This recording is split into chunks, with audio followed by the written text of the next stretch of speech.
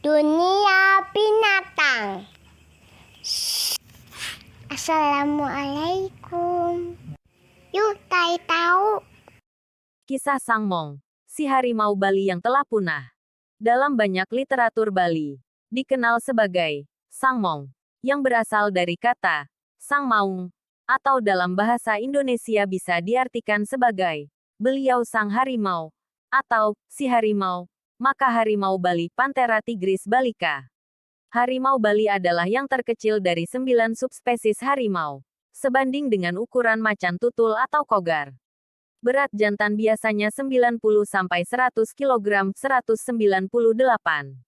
Betina 65-80 kg 142-175 pon, dengan panjang jantan sekitar 220 cm, 7,2 kaki atau 86,6 in panjangnya, dengan ekor, dan betina 195-200 cm, 6,4-6,6 kaki atau 76,8-78,6 inci.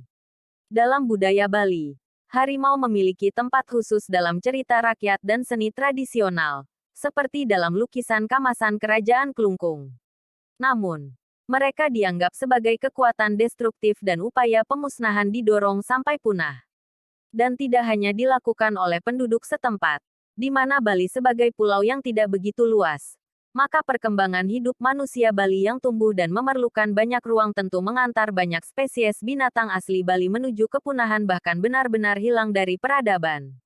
Namun kolonialisme era kolonial Belanda kala itu juga mendorong banyaknya perubahan secara masif dalam ekologi Bali, di mana jalan-jalan untuk kendaraan mulai dibangun, lapangan terbang hingga area perkebunan dan juga yang paling jahat adalah berdatangannya para pemuja hobi berburu yang menjadikan hewan-hewan eksotis sebuah wilayah jajahan sebagai binatang buruan untuk pemenuhan hobi. Tak hanya di Sumatera dan Jawa namun juga terjadi di Bali. Tentu perburuan secara masif baik oleh kepentingan orang Bali yang memerlukan ruang lebih luas hingga mendesak Sangmong dalam kepunahan. Lalu ditambah kolonialisme Belanda dengan segala dampak negatifnya selain perang saudara, yaitu budaya baru berburu dengan senapan, telah ikut merusak habitat Sangmong serta membuatnya punah. Selain diambil untuk dipelihara dan digunakan dalam atraksi-atraksi binatang eksotis yang menjadi tren kala itu di Eropa dengan pertunjukan sirkus, maka kulit hingga kuku dan tulang belulangnya pun diambil dan dijadikan komoditi. Pada tahun 1930-an, spesies harimau Bali semakin jarang ditemui dan dinyatakan punah tanggal 27 September tahun 1937. Spesies betina terakhir terdokumentasi tertembak pemburu di hutan Sumberkima, Gerogak, Kabupaten Buleleng, Provinsi Bali. Kini, spesies harimau Bali yang telah diawetkan hanya bisa kamu temukan di Museum Zoologi Bogor.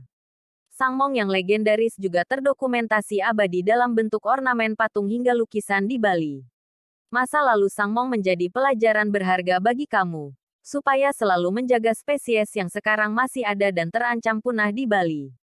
Burung jalak Bali, dan semisalnya. Nah itulah tadi sepenggal kisah Sangmong si harimau Bali yang punah. Semoga bermanfaat. Terima kasih. Wassalamualaikum warahmatullahi wabarakatuh.